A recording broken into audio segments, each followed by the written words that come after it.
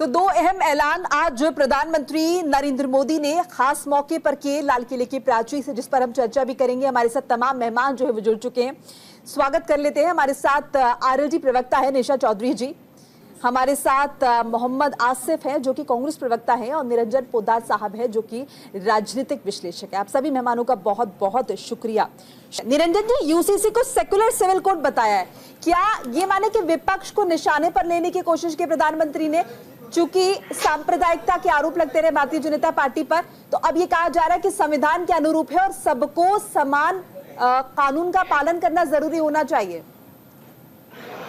इस देश की जो वो यही है, जो लोग संविधान की बात करते हैं वो विधान बता लगते हैं, क्योंकि हमारे यहाँ तो ये कह रहे कि हमारा जो संविधान की प्रस्तावना है उसके अंदर आप पढ़िएगा, इस संविधान की प्रस्तावना के अंदर ये है कि हम भारत के लोग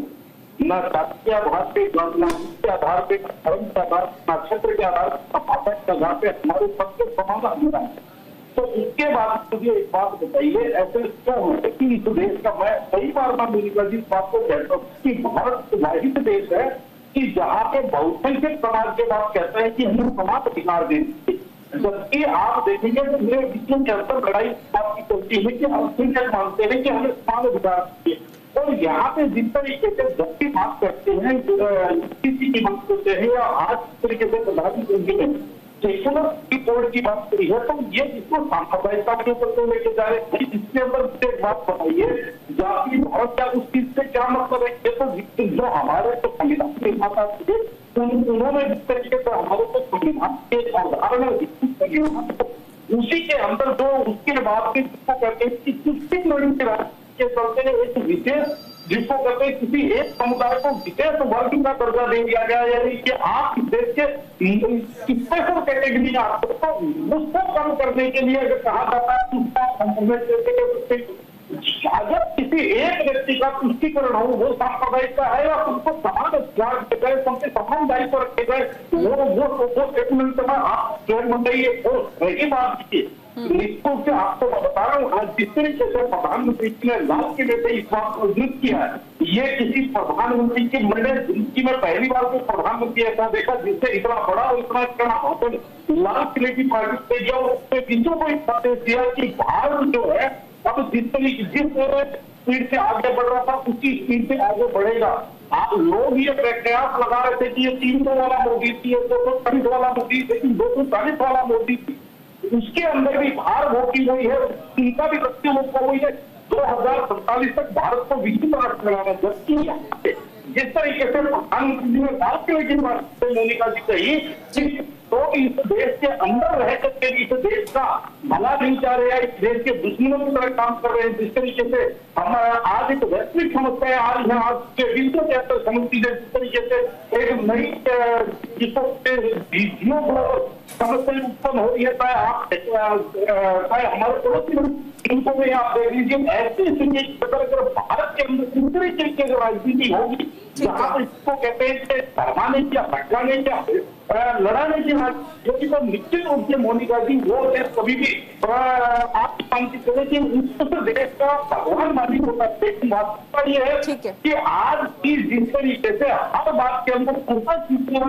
होती है, मुझे नहीं लगता कि ये राजनीति कहीं से कहीं तक देश के लिए या देश के अंदर रहने वाले नागरिकों के लिए या जिस समुदाय की बात, उस समुदाय के लिए भी कोई बहुत भले का काम नहीं करती है। वरना मुझे एक बात बताइए, 75 साल के अंदर सबसे पहले की वो समुदाय आज देश के अंदर गरीबों से भी उनकी पूरी गई गुजरी हो गई, ऐसा क्या हो गया कि आपने केवल उनकी बात की, उनके लिए किया कुछ नहीं, और आज भी आप उसी स्थिति में केवल और केवल एक भरमा करके या ये कहें कि भर्तना करके पैदा करके आप अपनी राजनीति करना चाहते हैं, तो ये कहीं से कहीं पर देश की हिस्सा है। चलिए निरंजन जी, इतना ज्वलंत मुद्दा है यूसीसी। निश्चित रूप से देखिए मोनिका जी, जिस तरीके से देश के अंदर जो कील कांटे थे वो पिछले 10 वर्षों के अंदर दूर होते आ रहे हैं। चाहे धारा 370 की बात करें कश्मीर के अंदर, चाहे राम मंदिर की बात करें, चाहे 3 तलाक की बात करें, या जो भी देश के अंदर एक जिसको कहते हैं विकार था, उस विकार की जगह सुधार शुरू हो गया। और कहीं ना कहीं आपके समझ लीजिए कुछ लोग तो इन चीजों को परिवर्तित नहीं होने, यानी एक रूढ़िवादिता के अंदर जो पड़े हुए हैं, वो आज उनको जब भी ऐसी बात बोलो तो वो कहीं ना कहीं कुछ ना कुछ ऐसी ऐसी बातें निकाल करके लाते हैं। कहीं का रोड़ा भानुमति ने जोड़ा बात महिला सम्मान की होती है। निधि जी, आपको मोदी जी बात अलग, अगर महिला सम्मान की होती है तो मुझे एक बात बताइए, कलकत्ता के अंदर इतना विभत्स कांड होता है, उसके ऊपर जबान खुलने के अंदर 8 दिन लग जाते हैं। फिर विडंबना देखिए, जो अभिव्यक्ति की आजादी के सबसे बड़े झंडा बरदार हैं, वो ये कहते हैं कि कोई व्यक्ति टीवी के ऊपर आकर क्या बोलेगा ये हम डिसाइड करेंगे।